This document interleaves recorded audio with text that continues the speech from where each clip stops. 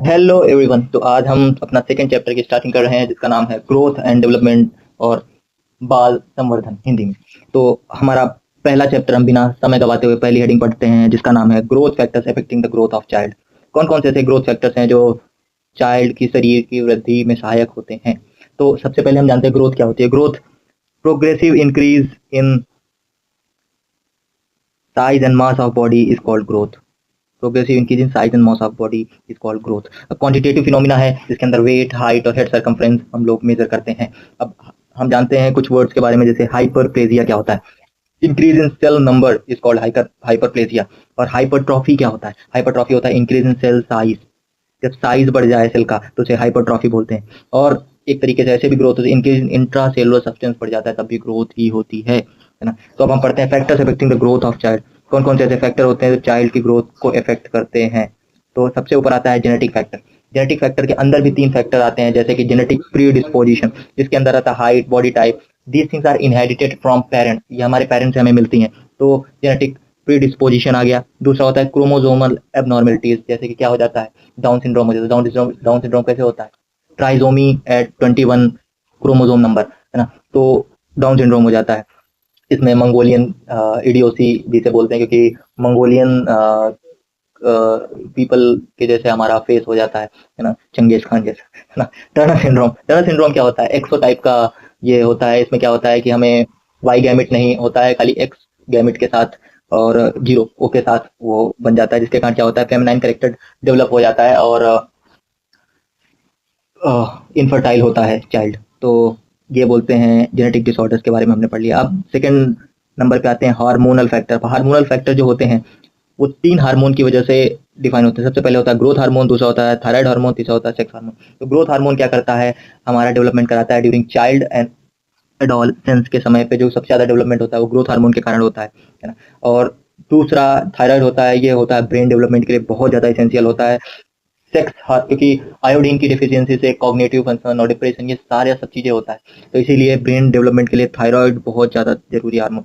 Sex hormone growth and development during puberty help करता है। Sex hormone कौन कौन से हैं, एस्ट्रोजन और प्रोजेस्टेरोन। तो ये ग्रोथ एंड डेवलपमेंट प्यूबर्टी के दौरान जो होती है वो सेक्स हार्मोन्स पे भी बहुत ज्यादा होती है। अब तीसरा factor nutritional and illness factor. अब सबको पता है ग्रोथ में न्यूट्रिशन का कितना रोल है ना। तो ये भी बहुत रोल प्ले करता है। हम सबसे ज्यादा अच्छा न्यूट्रिशन बैलेंस डाइट लेंगे, फिजिकल एक्टिविटी करेंगे, हम क्रोनिक इलनेस, है ना, ये सब भी हमारे जो ग्रोथ में बहुत ज्यादा इफेक्ट करती है। इन्फेक्शन, है ना, या कौन कौन सी हम मेडिकेशंस ले रहे हैं, जैसे स्टेरॉइड्स ले रहे हैं, स्टेरॉइड्स हमारी ग्रोथ को हैम्पर करता है। प्री नेटल केयर कैसी मिली है हमें, जब बच्चे हम इंट्रायूट्राइन इन्वायरमेंट में थे तो मदर कैसी केयर रख रही थी अपने आप की, क्या क्या खाने को दे रही थी, क्या नहीं कर रही थी, तो वो भी बहुत इंपॉर्टेंट रोल प्ले करता है। और फोर्थ फैक्टर है इमोशनल फैक्टर, है ना। अगर इमोशनल हमें स्टेबिलिटी नहीं मिल रही है तो हमारी मदर को, तो that will lead to growth failure, psycho social Darwinism बोलते हैं। तुम्हें लगता होगा कि खाली डॉर्फिज्म वही नहीं, बच्चा बड़ा हो जाएगा, शरीर देखने में बड़ा लगे लेकिन दिमाग से एकदम बच्चा है, तो इसे साइको, वो खाली इमोशनल केयर नहीं मिली इसके वजह तो उसे बोलते हैं साइको सोशल डॉर्फिज्म, है ना। तो अब हमारे पास चार फैक्टर हो गए। कौन कौन से हो गए, एक बार फिर से जल्दी क्विक रिवाइजन करते हैं कि हमें सारा याद रहे। सबसे पहला होता है जेनेटिक फैक्टर, उसके अंदर तीन फैक्टर्स आते हैं, जेनेटिक प्रीडिस्पोजिशन, दूसरा आता है क्रोमोसोमल एब्नॉर्मेलिटीज और तीसरा क्या आता है, बताओ, जेनेटिक डिसऑर्डर, है ना। अब हार्मोनल फैक्टर के अंदर भी तीन हार्मोन्स आते हैं, growth hormone, thyroid hormone, sex hormone. अब न्यूट्रिशनल फैक्टर के अंदर छह चीजें आती हैं। सबसे पहले nutrition, physical activity, chronic illness, infection नहीं है, मेडिकेशन और प्रीनेटल केयर कैसी मिली। अब इमोशनल फैक्टर के अंदर हमने जान लिया कि साइको सोशल डॉर्फिज्म हो जाता है। तो चार एकदम हमें रट गए ना, कौन कौन से फैक्टर इफेक्ट करते हैं ग्रोथ ऑफ चाइल्ड, एकदम रट गए होंगे दिमाग में। तो अब हम आगे बढ़ते हैं, पढ़ते हैं शरीर वृद्धि कर भाव। अब आयुर्वेद का भी थोड़ा टच कर लेते हैं क्या क्या होता है। तो आचार्य चरक ने शारीर स्थान में छठवें अध्याय में 12वां श्लोक में बताया है कि कौन कौन से शरीर वृद्धि कर भाव होते हैं। तो उन्होंने चार शरीर वृद्धि कर भाव बताए हैं, काल योग, स्वभाव वृद्धि, आहार की उत्तमता और अभिघात। ये चार चीजें इंपॉर्टेंट होती हैं हमारे शरीर को ग्रोथ करने के लिए। तो काल योग क्या होता है। अब जैसे दो प्रकार के काल होते हैं, विसर्ग काल, अदान काल। तो विसर्ग काल में जो होता है ना, हमारा शरीर बहुत तेजी से ग्रो करता है ना। और अदान काल में क्षीण होता है। तो वैसे ही विसर्ग काल में वृद्धि और विकास अधिक होता है। वैसे ही हम जानते हैं कि अब मॉडर्न के उससे रिलेट करें तो ग्रोथ वेलोसिटी ब्रेन की सबसे ज्यादा होती है 2 साल की एज तक, है ना। और जो हमारी गोनेडल वेलोसिटी होती है, गर्ल्स में 10 से 14 साल की एज में मैक्स होती है और बॉयज में 12 से 16 साल की एज में मैक्स होती है गोनेडल वेलोसिटी, जिसे हम प्यूबर्टी के टाइम में ये हम नापते हैं। तो ये काल एक पर्टिकुलर काल में ही हो रहा है ना, तो इसीलिए काल योग के अंदर आएगा। अब स्वभाव वृद्धि मतलब अंग प्रत्यंग जो विकास है ना और वृद्धि होती है, वो अपने स्वभाव के कारण ही होती है, स्वभावता होती है। निश्चित अवधि में वो पहुंच जाएगा, जैसे कि निश्चित अवधि में यौनावस्था पूर्ण हो जाती है, तो स्वभाव वृद्धि उस तरीके से हम समझेंगे।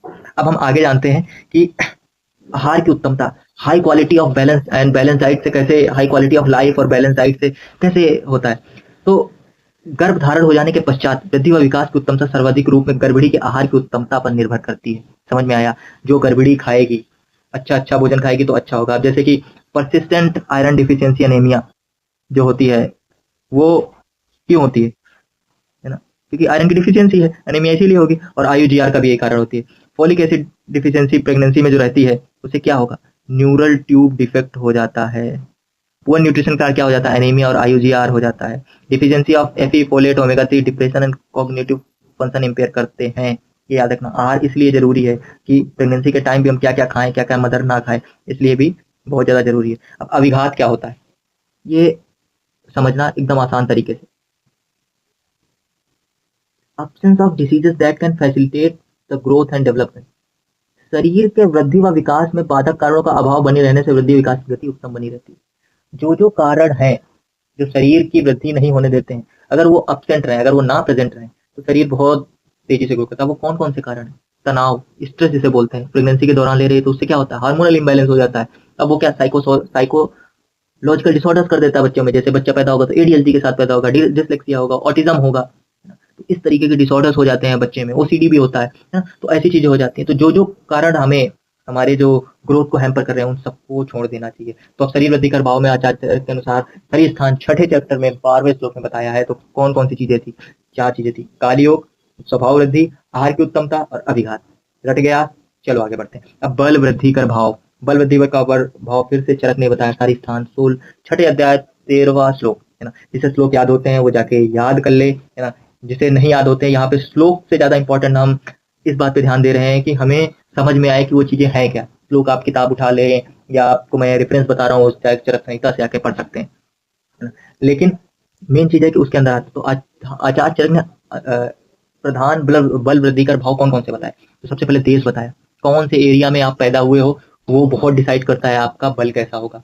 अनूप देश में कफ की मात्रा ज्यादा होती है, वहां के लोग उत्तम बल वाले होते हैं, है ना, इन कंपेरिजन टू जंगल देश, है ना।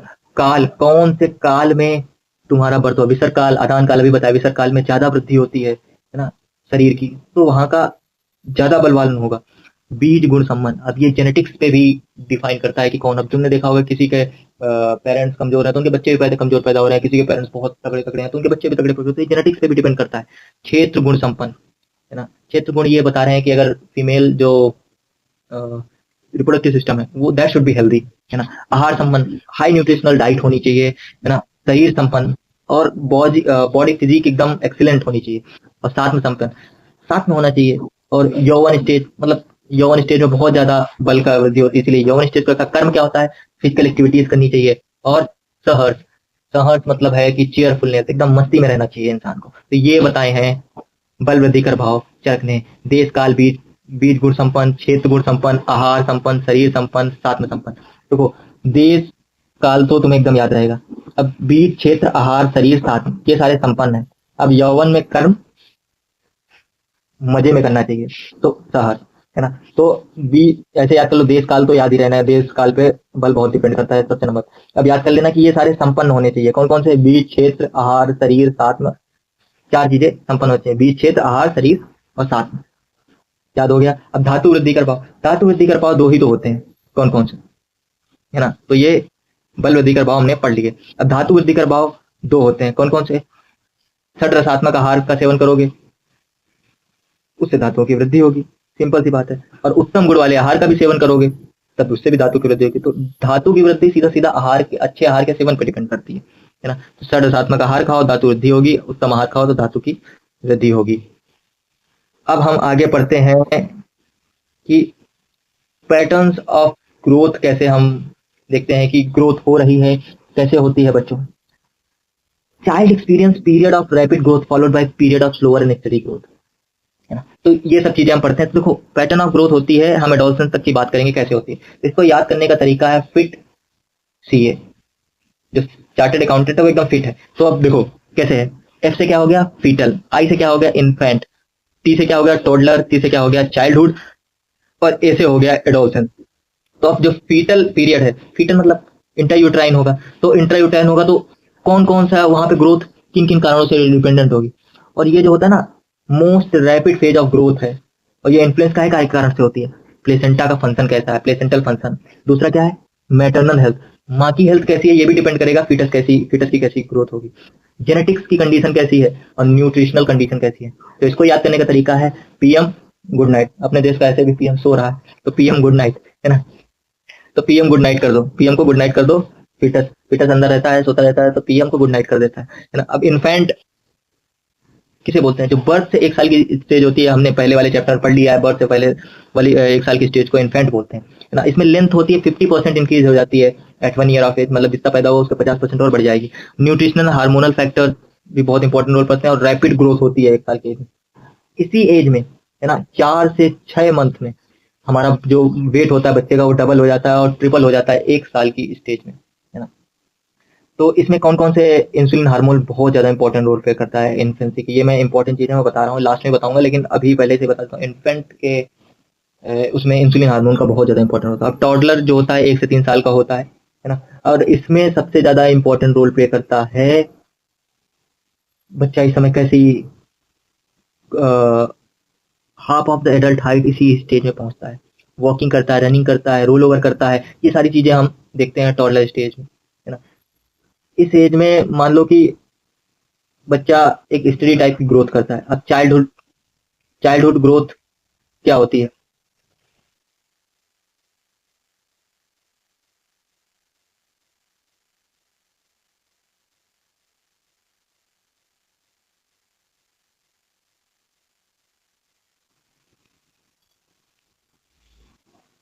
चाइल्डहुड ग्रोथ तो 3 से 10 साल की एज में होता है। स्टडी बट स्लोअर ग्रोथ होती है। 5 से 7 ईयर पर ईयर की ग्रोथ वेलोसिटी होती है। वेट कितना है 2 से 3 kg पर ईयर बढ़ता है। ग्रोथ हार्मोन बहुत इंपॉर्टेंट रोल प्ले करता है इसमें है ना। अब एडोलसेंस क्या होता है, एडोलसेंस 10 से 19 साल की एज को एडोलसेंस बोलते हैं। इसी में ग्रोथ स्पर्ट फेज आता है ड्यू टू सेक्स हार्मोन, ये याद रखना, सेक्स हार्मोन की वजह से ग्रोथ स्पर्ट फेज आता है। अब जो वेट होता है ना वो मैंने बता ही दिया, 4 से 6 मंथ में डबल हो जाता है और 3x हो जाता है 1 ईयर में, याद रखना। अब एडोलसेंस में जो ग्रोथ होती है वो डिपेंड किन किन कारणों पे करती है। तो पीक ग्रोथ वेलोसिटी होती है एडोलसेंस की समय पे कितनी, गर्ल्स की कितनी होती है 10 से 12 साल की एज में होती है 8 से 10 सेंटीमीटर पर ईयर। बॉयज में होती है 12 से 14 साल में होती है 10 से 12 सेंटीमीटर पर ईयर के हिसाब से उसकी ग्रोथ होती है। और डिसलेशन ग्रोथ क्या क्या करता है, न्यूट्रिशन नहीं मिलेगा, क्रोनिक इलनेस होगी या इंडोक्राइन डिसऑर्डर्स होंगे, इसकी वजह से हमें न्यूट्रिशन सही से मतलब डिसलेशन हो जाएगा। डिसलेशन कैसे हो जाएगा, प्रीकोशियस प्यूबर्टी हो गई है, हाइपर थायरॉइडिज्म हो गया है, ओबिसिटी हो गई है, टाल स्टेचर सिंड्रोम, जैसे मार्फन और किनफिंटर। मार्फन सिंड्रोम क्या होता है, एक जीन होता है FBN1, उसमें डिफॉर्मिटी हो जाने के कारण मार्फन सिंड्रोम हो जाता है। किनफिंटर क्या होता है, किनफिंटर सिंड्रोम में हो जाता है कि XXY टाइप का कंडीशन आ जाती है, जिसमें क्या होता है मस्कुलाइन कैरेक्टर डेवलप हो जाता है, बट बच्चा क्या होता है इनफर्टाइल होता है ना। अब ग्रोथ एबनॉर्मलिटीज 2 तरीके की हमने देखी, शॉर्ट स्टेचर या टॉल स्टेचर होती हैं। अब शॉर्ट स्टेचर वाली लेस देन 3% पाई जाती है और टॉल स्टेचर वाली 97% से भी ज्यादा पाई जाती है। अब ये क्यों होती है, डिलेड प्यूबर्टी, इंडोक्राइन डिसऑर्डर्स है ना। इंडोक्राइन डिसऑर्डर कौन कौन से, जीएस डिफिशियंसी, हाइपोथायरॉइडिज्म या टर्नर सिंड्रोम हो जाता है। टर्नर सिंड्रोम क्या होता है, एक्सो टाइप का होता है ना। Precocious puberty, GH excess, hyperthyroidism, Klinefelter और मार्फन सिंड्रोम के कारण होता है। अब हम आगे जानते हैं कंडीशन। एक चीज मैं बता रहा हूँ बहुत दिमाग में रख लेना, जो एचसी जो होता है, एचसी क्या होता है, हेड सर्कमफ्रेंस, वो हमेशा ज्यादा होता है चेस्ट सर्कमफ्रेंस से जब बच्चा पैदा होता है। इतना बता रहा हूँ, याद कर लेना, आगे काम आएगा। पैरा, अब हमारी सेकंड हेडिंग चालू होती है, parameters use for assessment of growth in infant, child and adolescent. कौन कौन से पैरामीटर्स हैं जो बहुत ज्यादा इंपॉर्टेंट रोल प्ले करते हैं इन्फेंट, चाइल्ड और एडोलसेंट की ग्रोथ है ना। 3 पैरामीटर, एकदम ध्यान से सुनना, एंथ्रोपोमेट्रिक मेजरमेंट, प्यूबर्टल मैनेजमेंट और बायोकेमिकल मार्कर। 3 है, कौन कौन से, एंथ्रोपोमेट्रिक मेजरमेंट, प्यूबर्टल मैनेजमेंट और बायोकेमिकल मार्कर। अब एंथ्रोपोमेट्रिक मेजरमेंट होते हैं, उसके अंदर क्या क्या आता है, वेट आता है, हाइट आता है, हेड सर्कमफ्रेंस आता है, चेस्ट सर्कमफ्रेंस आता है, मिड अपर आर्म सर्कमफ्रेंस आता है और बीएमआई आता है। तो अब हम एक एक करके पढ़ते हैं। सबसे पहले हम पढ़ते हैं वेट के बारे में। वेट के अंदर एक फार्मूला बताया गया, वीज फार्मूला। अब वीज फार्मूला क्या होता है, 3 से 12 मंथ के बच्चे के लिए होता है age in month plus 9/2 age in month plus 9/2, ये वीच फॉर्मूला है।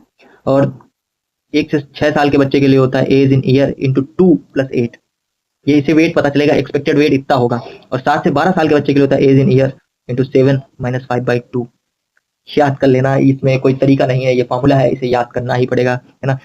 वेट के अंदर अब average weight at different age क्या होता है, तो एवरेज वेट जो डिफरेंट एज में होता है, तो 4 से 5 मंथ अभी मैंने बताया था ऊपर से डबल हो जाता है बच्चा अपने बर्थ वेट के, BW मतलब बर्थ वेट। 1 साल में ट्रिपल हो जाता है, ये भी मैं बता चुका हूँ। 2 साल में 4 गुना हो जाता है, और 7 साल में 7 गुना, और 10 साल में 10 गुना हो जाता है। ये आराम से याद किया जा सकता है कैसे, 4 से 5 मंथ में डबल हो जाता है, 1 ईयर में ट्रिपल हो जाता है, 2 ईयर में 4 गुना हो जाता है, 7 ईयर में 7 गुना, 10 ईयर में 10 गुना। आराम से याद हो सकता है, एक बार पढ़ना है या 2x में करके 2 बार वीडियो देख लेना, आराम से सब दिमाग में घुस जाएगा, है ना।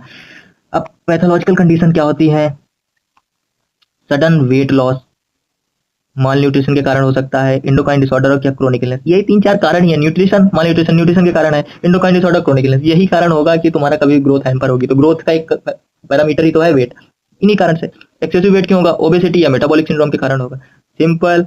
आ गया, चलो आगे बढ़ते हैं। हमारा पूरा एक वेट वाला पूरा क्लियर। क्या क्या वेट में वीच फॉर्मूला होता है, 3 स्टेजेस के लिए होता है। 3 से 12 मंथ है तो एज इन मंथ प्लस 9/2 कर देना है। 1 से 6 साल का बच्चा है तो age in year plus into 2 + 8 कर देना है।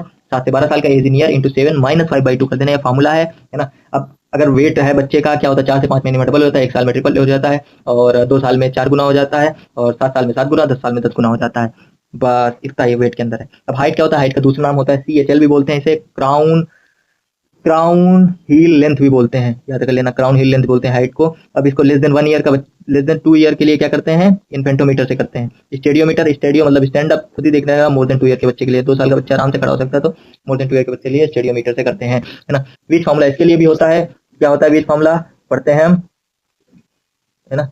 वीच फॉर्मूला क्या होता है, हाइट अप टू 12 ईयर बच्चों तक के लिए इनका वीच फॉर्मूला लगता है, एज इन ईयर इंटू 6 + 77, ये फॉर्मूला है, age in year into 6 + 77। Height के लिए इंटू एज इन ईयर लिया, इंटू 6 किया, प्लस 77 से जोड़ दिया। अब कुछ जनरल डाटा याद कर लेते हैं। 3 मंथ में हाइट 50 सेंटीमीटर होती है, 12 मंथ में 75 सेंटीमीटर, और 4 साल में 100 सेंटीमीटर। 1 साल में 75 सेंटीमीटर का होता है, और 4 साल में 100 सेंटीमीटर का होता है, ऐसे याद कर लेना, है ना। अब टैनर फॉर्मूला एडल्ट हाइट के लिए कितना होता है, adult height into height into 2, height into year into 2, adult height. मैंने बोला ना कि अभी आगे मैंने ऊपर पढ़ाया था तुम्हें कि बच्चा जो होता है वो 2 साल की एज में एडल्ट की हाफ हाइट में पहुंच जाता है, ये मैंने ऊपर पढ़ाया है, अभी तुम्हें याद होगा, है ना। तो हाइट इंटू 2 कर दोगे, हाइट इंटू 2 ईयर इंटू 2 कर दोगे तो हो गया ना एडल्ट हाइट। अब हाइट इंटू 3 ईयर कितना होता है, 3 ईयर में मैंने हाइट तुम्हें बताई थी, कितनी होती है बताओ, नहीं बताई थी, हाँ नहीं बताई थी। तो हाइट इंटू 2 तो क्या हो गया, हाइट इन 2 ईयर इंटू 2 हो गया, हाइट इन 3 ईयर क्या हो गया, 1.37 से गुणा कर दो, है ना, वो तुम्हारी एडल्ट हाइट निकल आएगी। अब क्या होता है कि हम कैसे मीन हाइट जो होती है, कि बच्चे की मीन पेरेंटल हाइट जिसे बोलते हैं, वो कैलकुलेट करने के लिए बॉय और गर्ल के लिए एक अलग अलग फॉर्मूला बताया। तो गर्ल के लिए क्या है, एमएच, एमएच क्या है, मैटरनल हाइट, एफएच क्या है, फादर की हाइट, -13/2 कर दो तो ये आ जाएगा तुम्हारा एमपीएच फॉर गर्ल। अब बॉय के लिए क्या होता है, एमएच प्लस एफएच, एमएच क्या है, maternal height plus father height plus 13/2 कर दो। बॉय के लिए, बॉय की हाइट ज्यादा होती है तो हमेशा प्लस करेंगे 13, और गर्ल की हाइट कम होती है तो माइनस। अब जो टारगेट रेंज होगा वो हमेशा कितना आएगा, एमपीएच ±6 सेंटीमीटर। जो टारगेट रेंज होगा वो एमपीएच जो निकल के आया उसके ±6, इतनी में ये हाइट होगी बच्चे की जिंदगी भर में, है ना। ये इंपॉर्टेंट है। अब एक चीज हम पढ़ लेते हैं, आयुर्वेद के अनुसार क्या क्या बताया गया, शरीर की कितनी लंबाई बताइए। आयुर्वेद में बताया गया है शरीर की 84 अंगुल की लंबाई बताई है, 84 अंगुल की लंबाई बताई है। चरक ने, सुश्रुत ने बताई है 120 अंगुल की, और वाग्भट ने 3.5 हाथ का बताया इंसान होता है, समझे, है ना। अब ये हमारा हाइट का भी हो गया। अब हम पढ़ते हैं हेड सरकमफ्रेंस। जब बच्चा पैदा होता है तो उसका हेड की वो होती है, उसका सरकमफ्रेंस नापते हैं तो वो कितना होता है, वो होता है 35 सेंटीमीटर। अब कहाँ से कहाँ एरिया तो होगा ना, कुछ कहाँ नाप रहे होगे, तो ध्यान रखना, सुपीरियर ऑर्बिटल रिज ये एंटीरियर में प्रेजेंट होती है ना। एंड एक्सटर्नल ऑसिपिटल प्रोट्यूबरेंस, ये पीछे तुम्हें कुछ उठा उठा सा दिखेगा, है ना, उसे बोलते हैं एक्सटर्नल ऑसिपिटल ट्यूबरेंस, पोस्टीरियर में होता है। इसके इससे नापते हैं हम हेड सर्कमफ्रेंस। बर्थ में 35 सेंटीमीटर का होता है, 7 ईयर की एज में 50 सेंटीमीटर, 12 साल की एज में 52 सेंटीमीटर का होता है। बर्थ में 35 सेंटीमीटर का होता है, ये तो एकदम गांठ बांध के याद रख लेना, है ना। अब अब नॉर्मल कंडीशंस कौन कौन सी है इसमें? एक होता है माइक्रोसिफेली, लेस देन 3 परसेंटाइल में पाया जाता है, और एक होता है मैक्रोसिफेली 97 परसेंटाइल में। मैक्रो मतलब बड़ा, माइक्रो मतलब छोटा, हेड, तो ऐसे याद कर लेना। अब चेस्ट सर्कमफ्रेंस जो होता है वो कितना होता है? 33 सेंटीमीटर या 32 सेंटीमीटर होता है अप्रोक्सीमेट बर्थ के टाइम। कैसे नापते हैं? Level of nipple in mid inspiration, level of nipple in mid inspiration नापते हैं, है ना। Less than 5 year lying position में नापते हैं, और मोर देन 5 ईयर तो स्टैंडिंग पोजीशन में नापते हैं। लाइंग पोजीशन मतलब पड़ा है बच्चा, लेटा हुआ है, अगर 5 साल से कम है तो उसको लिटा के नापेंगे, और अगर 5 साल से बड़ा बच्चा है तो एससी जो हेड सर्कमफ्रेंस है तो चेस्ट सर्कमफ्रेंस से ज्यादा होना चाहिए 3 सेंटीमीटर, है ना। और 1 साल की एज तक इक्वल हो जाते हैं, 1 साल की एज में इक्वल होते हैं। जब बर्थ होता है तो SC should be greater than CC with 3 centimetre, 3 centimetre बड़ा होना चाहिए, इंपॉर्टेंट है ना। अगर नहीं है तो वो दिखा रहा है कि कोई ग्रोथ में दिक्कत है। अब मिड आर्म, अब हम पढ़ेंगे मिड अपर आर्म सर्कमफ्रेंस, ना। तो इसमें क्या होता है? ये एज डिपेंडेंट होता है, एज इंडिपेंडेंट होता है, डिपेंडेंट नहीं, बाकी तो एज के डिपेंडेंट है, ये एज इंडिपेंडेंट होता है। अब एक कैनावाटी इंडेक्स होता है जिसमें क्या होता है? MUAC अपॉन SC, मतलब mid upper arm circumference upon head circumference करते हैं, ये एक इंडेक्स है, उससे कुछ नापते हैं, तो जिसे कैनावाटी इंडेक्स बोलते हैं। इतना नाम बस खाली याद कर लेना, ये MUAC के अंदर आता है। 6 मंथ टू 5 ईयर में जो होता है, जो मिड अपर आर्म सर्कमफ्रेंस है ना, वो सिंपल सी बात, एक चीज याद रख लेना,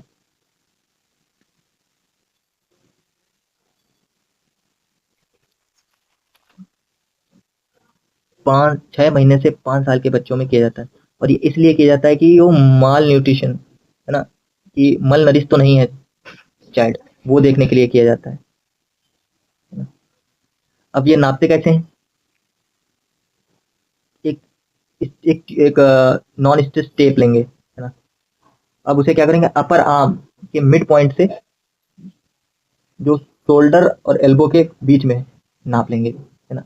इसमें क्या होता है? ये क्या करता है? सम ऑफ मसल्स और सम ऑफ सब क्यूटेनियस फैट अपर आर्म में कितनी है, उससे हम पता लगाते हैं कि क्या है क्या नहीं है, ये सब बताते हैं। अब इसका देखो वैल्यूज हैं कुछ, जैसे कि हमने सबकी वैल्यू याद करी, तो इसके नॉर्मल 12.5 सेंटीमीटर होता है ना। मैम क्या होता है? क्या होता है मैम? पता है? मॉडरेट एक्यूट माल न्यूट्रिशन। अगर इसके पता चलेगा जब 11.5 से 12.5 के 4 के बीच में हो। और सैम क्या होता है? सीवियर एक्यूट माल न्यूट्रिशन, वो होता है वो लेस देन 11.5 हो।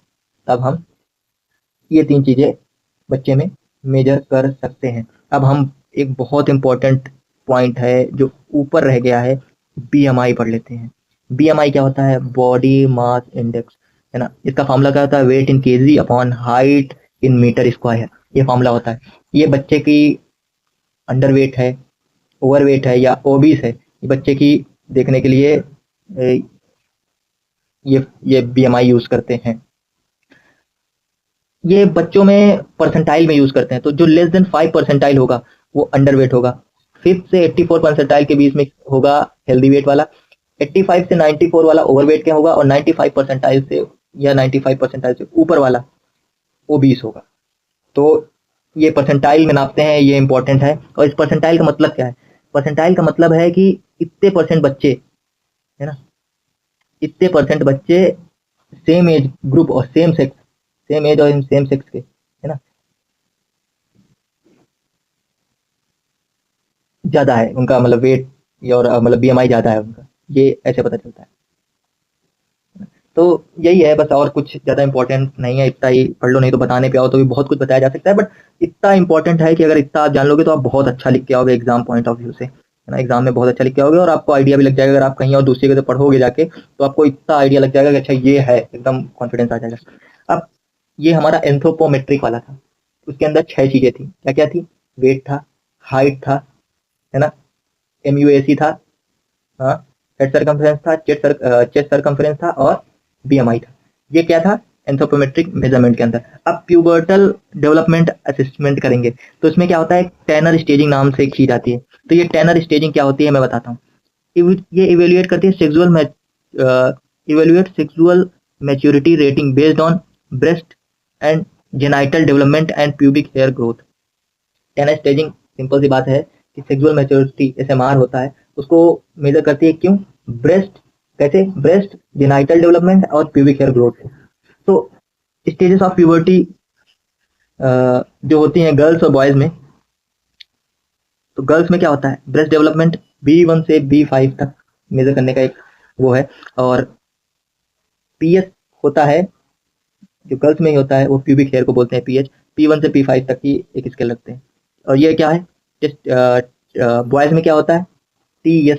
टीएस का मतलब समझ रहे हो, नहीं समझ रहे हो? टीएस होता है टेस्टिकुलर साइज, जो G1 से G5 तक होता है, और pH by pubic hair P1 से P5। डिलेड प्यूबर्टी गर्ल में क्या होती है, नो ब्रेस्ट डेवलपमेंट बाई 13 साल तक, तो वो डिलेड प्यूबर्टी है। और बॉयज में क्या होता है, नो टेस्टिकुलर इनलार्जमेंट बाई 14 साल, है ना। बॉयज में 14 साल तक टेस्टिकुलर इनलार्जमेंट नहीं हुआ तो वो डिलेड प्यूबर्टी है। प्रिकॉशियस प्यूबर्टी कैसे पता लगेंगे, ब्रेस्ट डेवलपमेंट हो जाए 8 साल से पहले, और बॉयज में क्या है, टेस्टिकल इनलार्जमेंट हो जाए बिफोर 9 ईयर, है ना। तो उससे हमें पता चलेगा कि, तो कैसे कैसे पता लगेगा, stages of puberty, delayed puberty और प्रिकॉशियस प्यूबर्टी। समझ गए होगे? चलो ठीक है, इतना हो गया। अब हमारा इसी के अंदर आता है एक चीज और, जिसे हम बोलते हैं बोन एज असेसमेंट। इसके अंदर क्या होता है, x-ray of left wrist and skeletal maturity. X-ray क्या करते हैं, लेफ्ट हैंड और रिस्ट का करते हैं, जिससे हमें स्केलेटल मैच्योरिटी के बारे में पता है। ये ज्यादातर यूज कहाँ किया जाता है, शॉर्ट स्टेचर या टॉल स्टेचर, डिलेड या अर्ली प्यूबर्टल केसेस के उसमें हम बोन एज असेसमेंट करते हैं। अब हम तीसरे टॉपिक में आते हैं, बायोकेमिकल और हार्मोनल मार्कर, ये कितने इंपॉर्टेंट होते हैं। तो सबसे ऊपर आ गया थायराइड फंक्शन टेस्ट। अब हाइपोथायरॉयडिज्म हो जाएगा तो ग्रोथ डिले हो जाती है, हाइपरथायरॉयडिज्म होता है तो ज्यादा फास्ट हो जाती है ना, तो ग्रोथ डिले होती है हाइपोथायरॉयडिज्म से। अब ग्रोथ हार्मोन्स जो होते हैं जीएच लेवल्स, है ना, ये ग्रोथ हार्मोन की डिफिशियंसी और एक्सेस से जो जो चीजें होती हैं उनको मार्क करते हैं, है ना। अगर ग्रोथ नॉर्मली सस्पेक्टेड है तो हम इन सब चीजों को चेक करते हैं, है ना। हीमोग्लोबिन लेवल चेक करते हैं कि अनेमिया है, अनेमिया का तो हमारी ग्रोथ नहीं इफेक्ट हो रही है। सीरम एल्बुमिन और न्यूट्रिशनल मार्कर चेक करते हैं कि माल न्यूट्रिशन तो नहीं है बच्चे में, मल नरिश तो नहीं है child. Sex hormones FSH, LH और एस्ट्रोजन और टेस्टोस्टेरोन फॉर डिले और अर्ली प्यूबर्टी। अभी मैंने ऊपर बताया कि प्रिकॉशियस हो सकती है कि अगर ज्यादा सेक्स हार्मोन प्रोड्यूस हो रहे हैं तो प्रिकॉशियस प्यूबर्टी हो सकती है ना। डिलेड प्यूबर्टी हो सकती है, लेस सेक्स हार्मोन तो डिले और अर्ली प्यूबर्टी, तो ये भी इंपॉर्टेंट था। तो हमने पढ़ लिया पैटर्न ऑफ ग्रोथ के अंदर, ग्रोथ पैरामीटर्स के अंदर 3 चीजें होती हैं, एंथ्रोपोमेट्रिक उसके अंदर 6 चीजें। फिर उसके बाद आया हमारा दूसरे नंबर पे प्यूबर्टल, तो उसमें टैनर स्टेजिंग के बारे में हमने जाना, है ना। इसके अंदर एसएमआर होता है, एसएमआर क्या होता है वो तुम्हें आपको पता है। फिर उसके बाद हमने ये जाना कि स्टेजेस ऑफ प्यूबर्टी या डिलेड प्यूबर्टी और प्रिकॉशियस प्यूबर्टी क्यों होती है ना। और बोन एज असेसमेंट किसका करते हैं, लेफ्ट हैंड और रिस्ट का करते हैं, जिससे स्केलेटल मैच्योरिटी पता चलती है, कौन कौन केसेस में करते हैं। अब हमारा चौथा आता है बायोकेमिकल हार्मोन मार्कर। अगर हमें एबनॉर्मलिटी सस्पेक्ट हुई तो हम ये करते हैं, तो फिर उसमें हम थायराइड फंक्शन टेस्ट करते हैं, ग्रोथ हार्मोन करते हैं, हीमोग्लोबिन लेवल चेक करते हैं, सीरम एल्बुमिन करते हैं और सेक्स हार्मोन्स का टेस्ट करते हैं, है ना। तो धातु बहुत इंपॉर्टेंट रोल प्ले करती है आयुर्वेद का पार्ट है। तो स्टेटस ऑफ धातु in child with reference to growth assessment. तो देखो अगर रस धातु है ना, तो उसका फंक्शन क्या है, नरिशमेंट प्रोवाइड करेगी ना, नरिशमेंट प्रोवाइड करना रस धातु का फंक्शन है। और साइन क्या है कि हेल्दी है रस धातु, सॉफ्ट और हाइड्रेटेड स्किन मिलेगी, सॉफ्ट और हाइड्रेटेड स्किन मिलेगी, है ना। अगर साइन है डिफिशियंसी क्या है, ड्राई स्किन और लेथार्जी रहेगी, ये है। रक्त धातु का फंक्शन क्या है, ऑक्सीजनेशन प्रोवाइड करेगा, हेल्दी स्किन कलर और एनर्जी रहेगी, अनेमिया फटीग और वीकनेस होगी इसके कारण। मांस धातु क्या होती है, बॉडी स्ट्रेंथ प्रोवाइड करती है, बॉडी स्ट्रक्चर प्रोवाइड करती है, गुड मसल टोन होगी, फर्म बॉडी होगी, मसल वास्टिंग हो जाएगा, वीकनेस आ जाएगी। मेद धातु से क्या होता है, लुब्रिकेशन और इंसुलेशन प्रोवाइड करती है। इंसुलेशन नहीं समझ में आ रहा होगा, तो जैसे क्या होता है, जिसके ज्यादा मोटे लोग होते हैं जिनके अंदर मेद धातु ज्यादा होती है, उनको ठंडी कम लगती है। क्यों ठंडी कम लगती है, क्योंकि उनके पास एक इंसुलेशन, एक मेद की इंसुलेटिंग लेयर बन गई अंदर, है ना, जिसके कारण उनको ठंडी कम लग रही है ना। सॉफ्ट स्किन होगी, और बस सॉफ्ट स्किन होगी, एक कारण है। अंडर अगर मेद धातु कमी हो गई तो क्या होगा, अंडरवेट हो जाएगा, इम्यून सिस्टम भी कमजोर हो जाएगा, है ना। अब स्केलेटल ग्रोथ एंड हाइट के लिए अस्थि धातु इंपॉर्टेंट, इसका फंक्शन है। स्ट्रॉन्ग बोन्स होंगी और उसमें वीक बोन्स होंगी। मज्जा धातु में क्या होगा, मज्जा धातु में नर्वस सिस्टम से और इम्यूनिटी से इन्वॉल्व करती है, जिसमें शार्प इंटेलेक्ट होगा अगर अच्छी खासी है, पुअर मेमोरी होगी अगर। और शुक्र धातु जो है ग्रोथ और फर्टिलिटी में इन लेटर लाइफ हेल्प करती है। हेल्दी बॉडी फंक्शंस रहेंगे अगर शुक्र अच्छा है, और डिलेड प्यूबर्टी होगी अगर शुक्र धातु अच्छी नहीं है तो रक्त धातु जो है, रस धातु है, वो मल न्यूट्रिशन और लो वेट हो जाएगा अगर उसकी कमी होगी। रक्त धातु होगी तो अनीमिया हो जाएगा, डल कॉम्प्लेक्शन हो जाएगा। मांस धातु कमी होगी तो वीक मसल्स होंगी। अस्थि धातु कमी होगी तो स्टंटेड हाइट हो जाएगी, डिलेड टीथिंग होगी। मज्जा धातु कमी होगी, पुअर मेमोरी रहेगी, वीक इम्यूनिटी रहेगी। मेद धातु कमी रहेगी, चाइल्डहुड में ओबिसिटी हो जाएगी। शुक्र धातु कमी होगी, अर्ली प्यूबर्टी आ जाएगी। या अगर शुक्र धातु की कमी है तो लेट प्यूबर्टी आएगी, अगर ज्यादा है तो अर्ली प्यूबर्टी आ जाएगी। मेद धातु कमी है तो वीक हो जाएगा, मलनजिस्ट हो जाएगा बच्चा। मेद धातु अगर ज्यादा हो जाएगी तो ओबेसिटी हो जाएगी। तो सबका एकदम बैलेंस होना बहुत ज्यादा इंपॉर्टेंट रोल प्ले करता है। अब हम जानते हैं development and factors influencing the development. तो डेवलपमेंट सबसे पहले क्या होता है, development is a subjective and quantitative properties. Subjective और क्वांटिटेटिव है। It is a progressive achievement of various skills on social, psychological and emotional parameters. Development in pediatrics refers to progress change in physical, cognitive, emotional and social abilities from infancy to adolescence. नहीं समझ में आया? Development और growth के बारे में हम difference पढ़ते हैं, अभी सब समझ में आ जाएगा।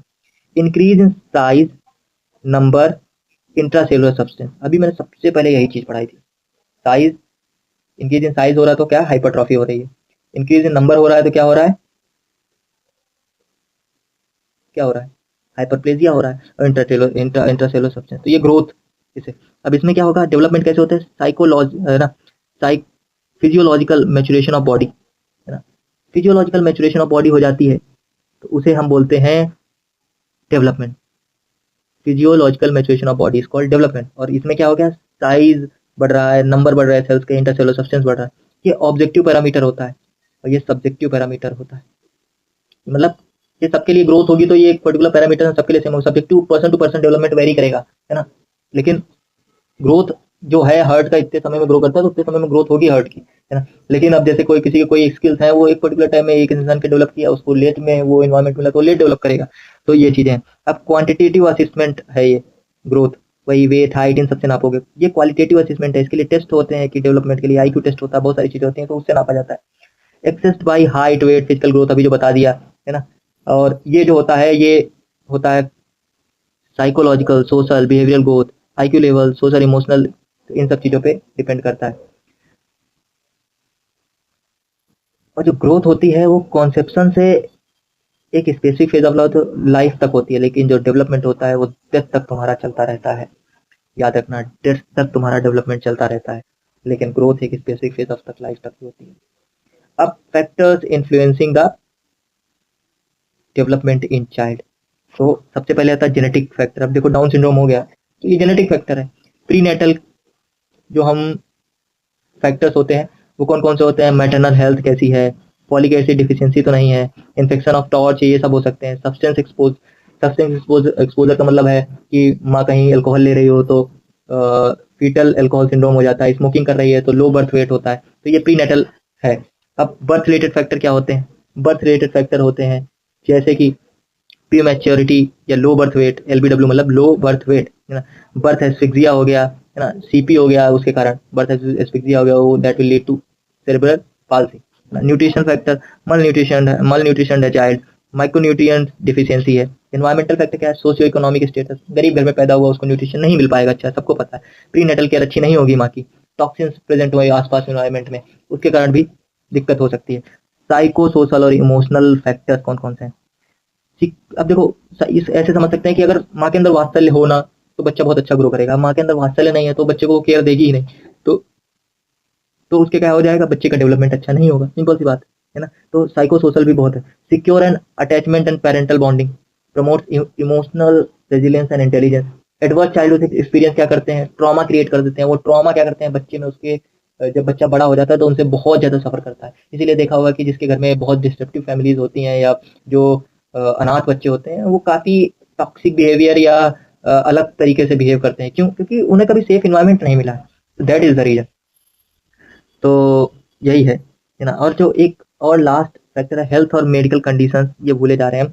तो ये दो चीज़ों से हो सकता है कि फ्रीक्वेंट इन्फेक्शन हो रहे हैं, है ना, कि बार बार इन्फेक्शन किसी को हो जा रहा है, या क्रोनिक इलनेस है कोई, तो ये भी डिसाइड करती है हमारे डेवलपमेंट। अब क्रोनिक इलनेस हो गई किसी को तो अब वो बेड रिडन ही रहेगा, है ना, या अपना कोई जो डे टू डे वर्क ही नहीं परफॉर्म कर पाए तो उसका डेवलपमेंट होना नियर अबाउट इम्पॉसिबल हो जाता है ना। तो ये था। अब हम नेक्स्ट अपना लेक्चर लेंगे, तो इतना हमारा मेन था। तो क्विक हम रिवीजन कर लेते हैं आज हमने क्या क्या पढ़ा, है ना, कि आपको रिवाइज हो जाए। तो 2 मिनट में हमने सबसे पहले पढ़ा ग्रोथ क्या होती है, हमने उसकी डेफिनेशन जान ली। फैक्टर्स कौन कौन से होते हैं इफेक्ट करते हैं ग्रोथ को, फैक्टर्स कौन कौन से ग्रोथ के होते हैं, जेनेटिक फैक्टर होते हैं, उसके अंदर 3 होते हैं, जेनेटिक प्रीडिस्पोजिशन, क्रोमोसोमल एबनॉर्मलिटीज और जेनेटिक डिसऑर्डर, है ना। उसके बाद होते हैं हार्मोनल फैक्टर, ये भी 3 हार्मोन के कारण डिसाइड होते हैं, ग्रोथ हार्मोन, थायराइड हार्मोन और सेक्स हार्मोन। उसके बाद न्यूट्रिशनल और इलनेस फैक्टर, इसके अंदर 6 फैक्टर होते हैं, nutrition nutrition physical activity, chronic illness और इन्फेक्शन, है ना, और मेडिकेशन और प्रीनेटल केयर, है ना, और इमोशनल फैक्टर होता है। तो 4 फैक्टर कौन कौन से होते हैं हमें पता है कौन कौन से। सबसे ज्यादा इंपॉर्टेंट है कौन कौन से फैक्टर होते हैं, genetic factor, hormonal factor, nutritional factor और इमोशनल फैक्टर। अब शरीर वृद्धि का प्रभाव 4 बताए थे आचार्य चरक ने, स्थान में कालयोग, स्वभाव वृद्धि, आहार की उत्तमता और अभिघात। बल वृद्धि का प्रभाव कितने बताए थे, 10 बताए थे। कौन कौन से 10 हैं, देश काल, बीज, क्षेत्र, आहार, शरीर और साथ में संपन्न, और यौवन में फिजिकल एक्टिविटी और चेयरफुलनेस ज्यादा होती है। तो ऐसे याद कर लेना, सहर्ष कर्म और सहर्ष ज्यादा होता है। और धातु वृद्धि का प्रभाव कैसे कौन कौन से होते हैं, अच्छा आहार खाओ, सकारात्मक आहार खाओ, उससे धातुओं का वृद्धि होती है। पैटर्न ऑफ ग्रोथ क्या होता है, फिट है सीए, फिट सीए मतलब फीटल, इन्फेंट, टॉडलर और चाइल्डहुड एडोलसेंस। और फीटल के लिए हमने एक ट्रिक याद करी थी, पीएम ने गुड नाइट बोल दिया है। एडोलसेंस ग्रोथ, एडोलसेंस में जो ग्रोथ होती है प्री ग्रोथ वेलोसिटी होती है। डिसलेशन किन कारणों से हो सकता है, एसिलेशन किन कारणों से हो सकता है, ये भी हमने पढ़ लिया। ग्रोथ एबनॉर्मलिटीज के बारे में हमने पढ़ लिया था। अब हमने पैरामीटर्स के बारे में भी जान लिया था। 3 पैरामीटर होते हैं, एंथ्रोपोमेट्रिक, प्यूबर्टल और बायोकेमिकल। एंथ्रोपोमेट्रिक पैरामीटर के अंदर weight, height, head, chest circumference, MUSC और बीएमआई आता है। प्यूबर्टल मैनेजमेंट के अंदर हमने पढ़ा था टेना स्टेजिंग और एक्सरे और रिस्ट और लेफ्ट हैंड का और रिस्ट का एक्सरे आता है, जिसे हमें बता। बायोकेमिकल मार्कर के अंदर हार्मोन के टेस्ट करते हैं, थायराइड फंक्शन टेस्ट करते हैं, और भी बहुत सारे टेस्ट करते हैं, जैसे कि जीएच लेवल्स का टेस्ट करते हैं, हीमोग्लोबिन लेवल्स का टेस्ट करते हैं, सीरम एल्बुमिन, न्यूट्रिशनल मार्कर का टेस्ट करते हैं, सेक्स हार्मोन का भी टेस्ट करते हैं, है ना। अब धातुओं का हमने असेसमेंट जान लिया था, रस धातु की क्या क्वालिटी होती है, क्या डिफिशियंसी में क्या होगा और उसमें क्या होगा। और डेवलपमेंट और ग्रोथ में हमने डिफरेंस भी जान लिया कि क्या क्या होते हैं। एक सब्जेक्टिव फिनोमिना होता है, एक ऑब्जेक्टिव फिनोमिना होता है, एक क्वांटिटेटिव होता है, क्वालिटेटिव होता है ना, सब हमने जान लिया। फैक्टर कौन कौन से डेवलपमेंट को इफेक्ट करते हैं, जो genetic factor, prenatal, birth related factor, nutritional, environmental, health condition और साइकोसोशल एंड इमोशनल फैक्टर, ये हेल्प करते हैं। ये अब हम आगे का पढ़ेंगे, संस्कार के बारे में हम नेक्स्ट वीडियो में पढ़ेंगे। आज के लिए धन्यवाद। अगर आपको कुछ समझ में ना आया हो तो आप बता सकते हैं, अगर सब कुछ अच्छे समझ में आ गया हो तो आप कमेंट कर देना। ये नोट्स चाहिए तो आप नीचे कमेंट करना, आपको ये नोट्स प्रोवाइड हो जाएंगे। धन्यवाद।